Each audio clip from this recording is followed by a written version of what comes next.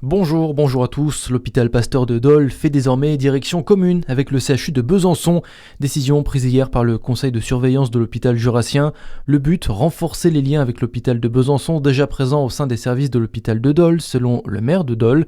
Concrètement, le directeur de l'établissement dolois est un directeur délégué de celui de Besançon.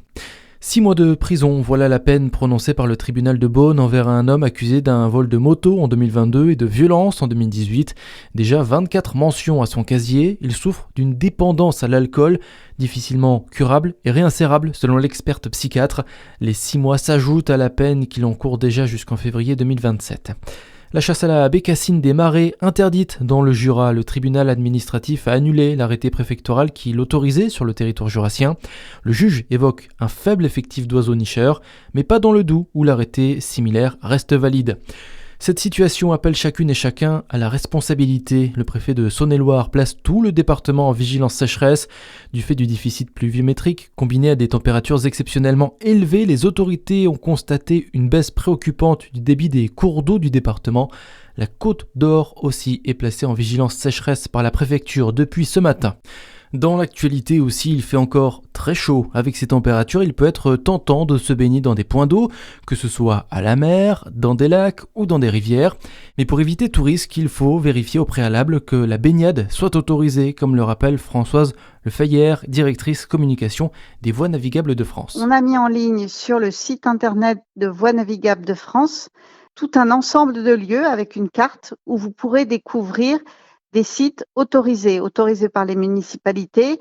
Et après, avec des chaleurs comme ça, vous avez toujours le risque d'hydrocution. Le risque d'hydrocution, c'est quand il y a un fort décalage entre la température de l'eau et la température de l'air. Donc, dans ces sites où la baignade est autorisée, il ne faut pas rentrer bille en tête sans précaution, effectivement. Et il ne reste plus que 11 départements en vigilance orange canicule, de la Loire-Atlantique à la Gironde, ainsi que Paris. Les températures commencent à baisser dans le nord-ouest. Météo France prévoit 20 degrés à Brest contre 29 hier. Le pic de chaleur est en revanche attendu à Paris, où le mercure devrait atteindre 35 degrés. La tournée des Enfoirés se fera sans Patrick Bruel. Le chanteur, visé par 4 plaintes pour viol en France, s'est retiré, selon une information confirmée par l'AFP. Et puis, c'était une idée lancée par Emmanuel Macron. Ce week-end, ce sont les journées Choose France. Des entreprises de tout le pays vous ouvrent leurs portes à la façon des journées du patrimoine. Et dans la région, 3 entreprises ont été choisies, dont Smurfit Westrock à Dijon, un site de production d'emballage carton à destination des chaînes logistiques industrielles. Voilà pour l'actualité, à suivre votre météo sur Fréquence Plus.